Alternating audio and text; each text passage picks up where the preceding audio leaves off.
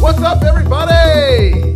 Welcome back to another TGFN Weekly. I'm BadGamerElite. I'm Hannahbart. And we are here to talk to you about the news, reviews, and all the stuffs that goes on in the gaming world. League stuff. There you go. Hannahbart! What's up? How are you? What you been up to?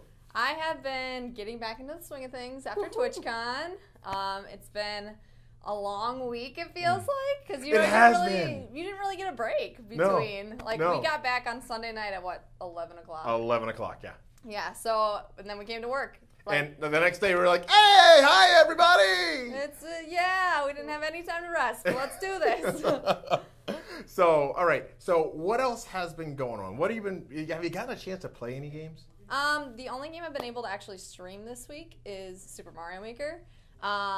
Since I've been kind of getting back into the swing of things, I haven't really been able to do a lot else. Mm-hmm. But we're going to be talking about a game later that I'm going to be picking up this weekend. Super Mario Odyssey. Yeah, you know it. But yeah, what about you? How's your week been going? Oh my goodness, this week has been crazy. All right, so yeah, like you said, we got back to work, sat down, tried to get all the stuff done, doing okay with that. Mm-hmm. And I remembered that this week is PAX Australia. Oh yeah, with all of your stuff. Yeah, I do gametography, guys, and Drew in Australia. There's only one Drew in Australia, by the way. Yeah. But he contacted me, and he was curating a gallery of Horizon Zero Dawn photos, and then he also talked about wanting to have me do a video for their panel, and I said, "Oh yeah, sure, I'll do it." So I got the video to him and everything. He comes back and says, "Hey, Sony really liked your video. They're gonna put it in 2 panels." Woo! That's awesome. By the way, his video was awesome. Like, I was like getting goosebumps watching it. So if you guys get a chance, you should definitely check it out. Check it out. I'm gonna double check with PAX and Sony to make sure that I can put it up on my channel, and then maybe if we get the okay on the TGFN channel. All right, so we're gonna do that. What else happened this week? Oh, I picked up a game we'll be talking about later, Shadow of War. I did pick up Shadow of War because, guys, I discovered that I'm through and through, I'm a gametographer. That's taking photos using the in-game cameras. And I've started buying games just for that. Like I bought the Order 1886 just to do that because I heard it had a great photo mode. I'm not an Assassin's Creed player. I'm picking up Assassin's Creed Origins next week just so I can do the photo mode in it. So maybe we'll put some photos up on our They're Instagram. great, yeah. If you guys don't follow his Instagram, he posts tons of gametography photos, and they're really cool. Yeah. So make sure, BadGamerElite over here. BadGamerElite, just like it sounds. Yep. All right. So let's get into this. What are we talking today? Well, we can get into our updates. So we were just talking about it, but Super Mario Odyssey actually launches today, the day that we were shooting our video. So that would be Friday, October 27th. And how excited are you for this? Oh my gosh, I'm so excited! I'm so excited. I'm a really big Nintendo fan, as you guys know from watching earlier, but I don't know if there's been more hype for this game or Breath of the Wild. I feel like there's been more for Odyssey. Odyssey. Oh, here's the thing. I did not see a dance number commercial for Breath of the Wild. That's true. And if I take notice to it and it's a Nintendo thing, that's a big deal. Yep. And I also just feel like there was so many more people that were like, I'm going to the store to get my copy right now. Oh yeah. And another thing too with Zelda is the Switch released with Zelda. That was their main title. Right. So some of the hype did come from that too. But I don't know, Odyssey just looks so cool. I've been trying to stay away from Twitch because I'm like, I don't want it spoiled. I want to play it myself. I want to do my own blind playthrough. And I'll go on Twitch and everybody is playing it. Who am I supposed to watch right now? Everybody's playing it. This is a struggle. Oh man. Well, here's the thing. I heard that it has a great photo mode, and you guys, we just talked about me and photo modes. So this and Breath of the Wild have me considering getting a Switch. I'm not there yet. I always say there's got to be 5 dedicated games that I can't get anywhere else to a console that I want before I buy it. You know that you can screenshot on the Switch too, right? You didn't know that? So, I don't need to spend the money on this. I forgot to put in my update that I learned a little bit more about streaming. You mentioned streamers. And I learned a little bit more about streaming and getting better with I only have minimal equipment. And so there's been some tools that I've used, and I've practiced with those. So my next TGFN stream, we're going to see some differences. Oh, so, I'm excited. Yeah. You guys should see from like where he started to where he's at now. It's a huge difference. But I think like with every streamer, it's like that. I went back and watched one of my very first streams. This was like, I have a past broadcast from like a month after I started streaming. And I go back and look at it and I was like, oh, this is embarrassing. Like, this is so bad. Like, it was just like cut and paste. Like, I didn't have Photoshop, so I literally just like put everything in OBS. Oh, wow. And it was just not good. But like, it's cool to see kind of where you came from at the same time. So, what are you excited to stream in Mario Odyssey? Well, everything. I heard that it's a huge game, and I actually was even considering maybe speedrunning it. I don't know what all goes into speedrunning, because like you don't know about the game until you play it, right? Right. Like I actually speedrun a game, Kirby Crystal Shards, and to 100% that game, it takes me about, I think my personal best was like an hour 27 some seconds. Wow. Where there's some games where you speedrun it, like Ocarina of Time, if you 100% that game, that's 4 hours and 15 minutes is like the world record. Like, what? Yeah, that's a long time to sit down. That's a speed run? Yeah. Wow. Yeah. Okay. All right. But that's obviously 100%ing. I mean, that's crazy sauce. You can do other speed runs, like they have, you know, where you can glitch through the game and you can finish Ocarina of Time in like 18 minutes or whatever. But when you're practicing a game, like if Mario Odyssey takes me like 12 hours to beat on a speed run, like I don't know if that's something I want to like commit that much time to. But at the same time, like if it's a really good game and I really like it and I want to see how much better I can get, maybe it'll be fun. Okay. So. All right. Cool. Rock on. Yeah. Another game came out this week. Yeah. Kind of mentioned it a little bit earlier, and I'm very excited for this. And I haven't been excited for an Assassin's Creed game in a long time because I played 1, didn't like it. Played 2, didn't like it. Played 3, I was like, I'm trying, guys. I'm really trying. Didn't like it. Black Flag, kind of liked it. Rogue, kind of liked it. I didn't finish them, but I liked it. Okay. The introduction of photo mode that's my thing. And also the location. The locations for some of the other Assassin's Creeds have been a little bit drab. Okay. Not all of them, but some of them have been a little bit drab. And you know, rightfully so, the time period and such. Right.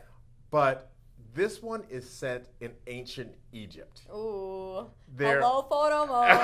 Oh my gosh. I don't care how much sand is there. I'm doing this. So, and the photo mode, like a lot, I saw there's falcons, of course, or eagles that are always in an Assassin's Creed. And they have, I saw this one shot of the eagle face on flying. I was like, I need to do that. You're like, I'm in. Oh yeah, and they haven't. Do this. They haven't gotten like the high, like all the high end controls like you have in some other games like Horizon Zero Dawn or The Last of Us or something like that. But even with those minimal controls, I want to see what I can do.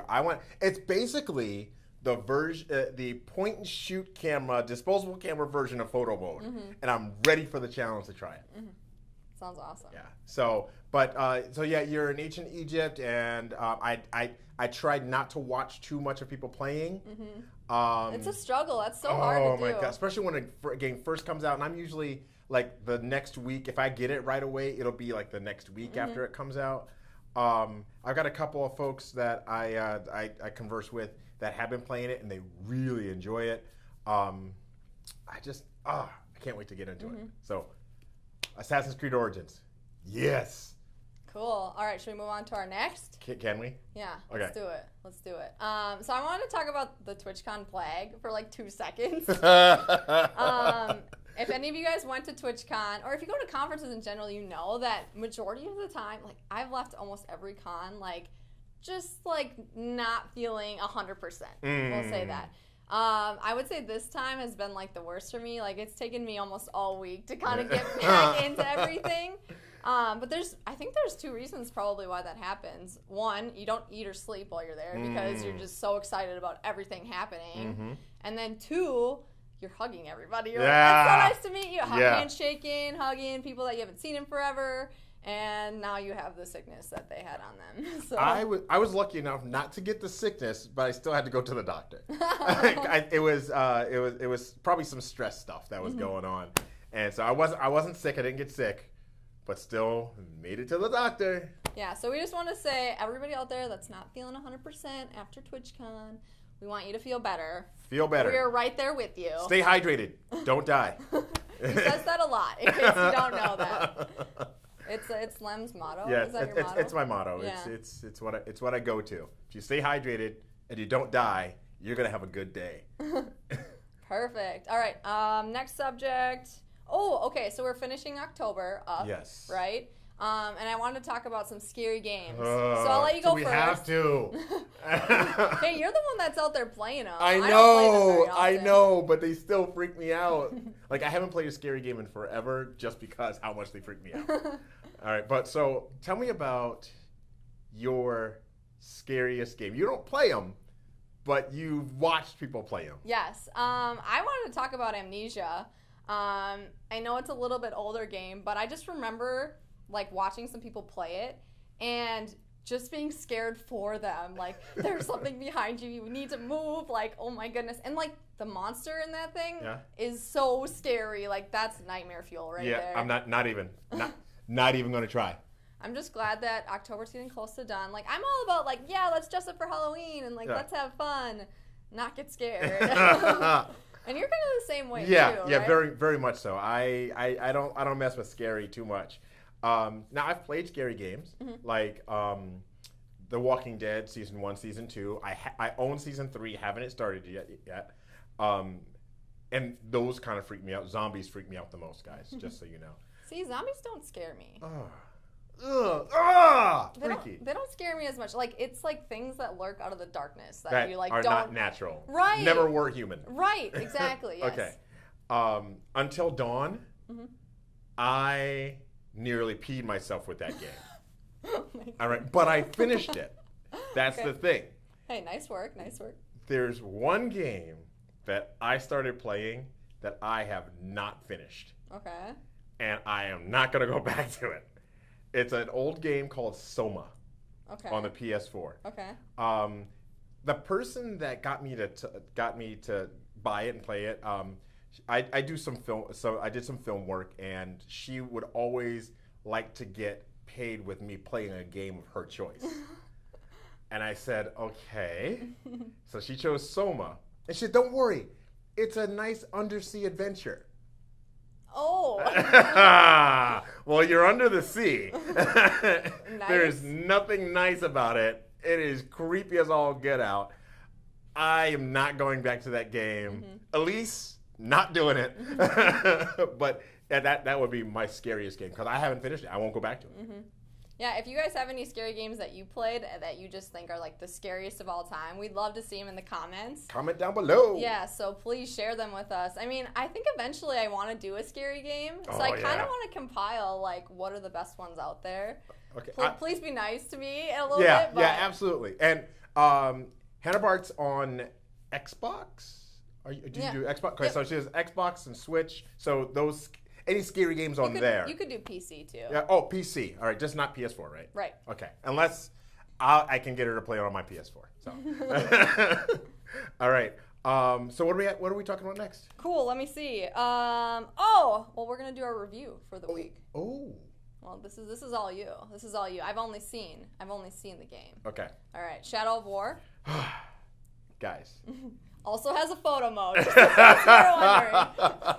Everything I'm talking about this week has a photo mode. Shadow of War. I am maybe an hour in, if I'm lucky. And I am so enthralled with this game.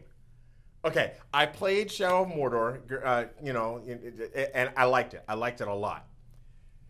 The story that's going on in this one, I'm just going to give you the beginning, all right? the Wraith and the Ranger. The names elude me at the time, but the Wraith and the Ranger, they get separated at the beginning. They've been together since the first one, and they get separated because they're making another Ring of Power. Okay. They make the Ring of Power. Final hit. They get separated, and this big black cloud comes and takes the Wraith away. Oh boy. All right. Now, you're wondering what you're trying to figure out why. Now, if you know any of the lore of Lord of the Rings, and you walk around and you start seeing spiders as big as Cocker Spaniels, you know who's coming. All right, Shelob. And I was like, oh, Shelob's coming out. Shelob. And she turns into a woman. Say what? The big giant spider turns into a woman, and that's how they get back together. She kind of bargains, blackmails, and then so the Nemesis system. I haven't gotten deep into the Nemesis system, but everything that I've looked at, everything that I've seen so far, I haven't died yet, so that's good. The Nemesis system is even more detailed this time. So when you die in Shadow of Mordor, Shadow of War, each of the bad guys, they move up a level. Oh, yes. Yeah. Okay. So like they become closer to being in charge. Okay. So you have to beat them. If you don't, you're done. Okay. So I'm so excited for that, and you can pull in some of the ones you had. If you have a Shadow of Mordor save, you can pull in one ally, one nemesis. Okay. With that. So that's going to be great. I have heard from people that have yet to really get into the story because all they're doing is going around and fighting. Yeah, that's what I've been seeing people do. It looks like a lot of fun, too. Oh, yeah. Just like the controls and what you have to do, and like you only have a certain amount of time to do each thing, right? Yes, absolutely. Yeah. Absolutely. And so I'm excited for this.